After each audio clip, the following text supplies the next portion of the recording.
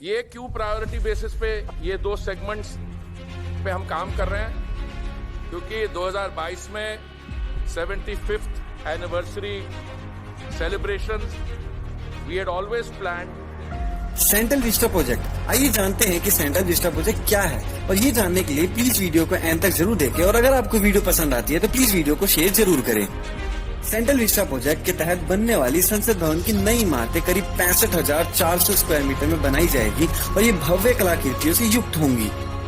इमारत का तिकोना ढांचा होगा और इसकी ऊंचाई पुरानी इमारत जितनी ही होगी। इसमें एक बड़ा संविधान हॉल, सांसदों के लिए लॉन्च, एक लाइब्रेरी, कई कमेटियों के कमरे, डाइनिंग एरिया जैसे कई कंपार्टमेंट होंगे। इसके लोकसभा चैम्बर में 888 सदस्यों के बैठने की क्षमता होगी, जबकि राज्यसभा में 384 सीटें होंगी। इन सब के बाद सेंट्रल विस्टा प्रोजेक्ट की महत्वपूर्ण विशेषताएं कुछ पॉइंटों के माध्यम से आप सबको बताने की कोशिश करते हैं, जो कि आप सबको जानना बहुत जरूरी है।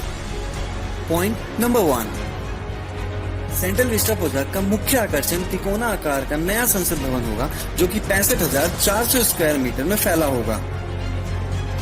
वहीं संसद की नई इमारतें मौजूदा संसद भवन से काफी बड़ी होगी, जहां एक साथ 1224 सांसदों की बैठने की व्यवस्था होगी। संसद की नई इमारतों में सभी सांसदों को अलग अलग अपने दफ्तर मिलेंगे। नए संसद भवन में एक भव्य कॉन्स्टिट्यूशनल मॉल भी होगा, जिसमें संविधान की मूल कॉपी रखी जाएगी।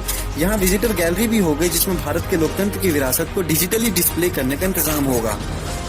पॉइंट नंबर 2,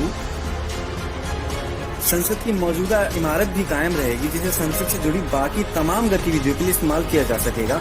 संसद की नई इमारतों में अत्याधुनिक डिजिटल इंटरफेस की व्यवस्था होगी, ताकि पेपरलेस दफ्तर की तरह काम भी कर सके। निर्माण कार्य की निगरानी लोकसभा सचिवालय, आवास एवं शहरी मामलों के मंत्रालय सदस्य CPWD, NDMC और आर्किटेक्ट एंड डिजाइनर के हाथों में सौंपी गई है।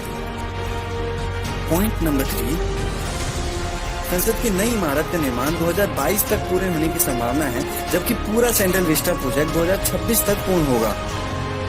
वहीं सेंट्रल विस्टा प्रोजेक्ट के नए संसद भवन पर कुल 971 करोड़ की लागत आएगी और इससे जुड़े प्रोजेक्ट को जोड़कर कुल 20,000 करोड़ की लागत का अनुमान है।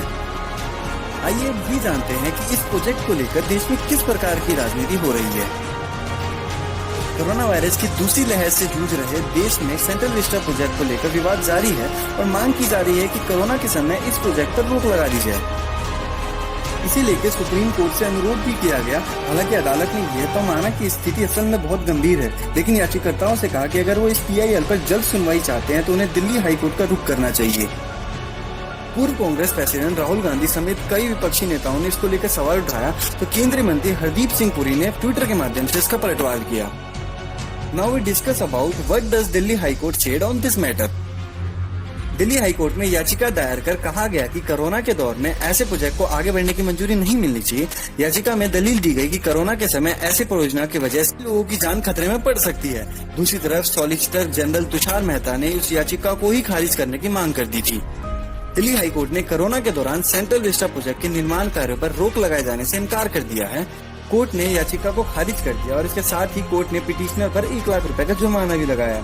हाई कोर्ट ने कहा कि वर्कर्स अगर कंस्ट्रक्शन साइट पर ही रह रहे हो तो उन पर रोक लगाने का तो कोई सवाल ही नहीं उठता है। और साथ ही साथ ये भी कहा कि ये प्रोजेक्ट राष्ट्र महत्व से जुड़ा बेहद जरूरी प्रोजेक्टों में से एक है।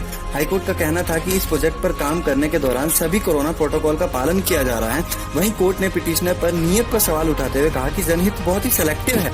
पिटिशनर को दूसरे प्रोजेक्ट पर काम कर रहे मजदूरों की कोई परवाह नहीं है, जिसका काम 2 किलोमीटर दूरी पर ही चल रहा है। वहीं सरकार ने हाईकोर्ट के फैसले का स्वागत किया और कहा कि सेंट्रल विस्टा प्रोजेक्ट बनने से सालाना 1,000 करोड़ बचेंगे, जो कि कुछ सरकारी दफ्तर रेंट पर चल रही हैं। सेंट्रल विस्टा प्रोजेक्ट मेरा ये मानना है कि देश के डेवलपमेंट के लिए उठाए जाने वाला एक इम्पोर्टेंट स्टेपों में से एक है।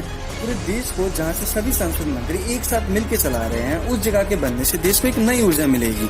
अगर आपको वीडियो पसंद आई तो प्लीज वीडियो को like, comment, share and subscribe जरूर करें और बेल आइकन का दबाना बिल्कुल ना भूलें। जय हिंद, जय भारत।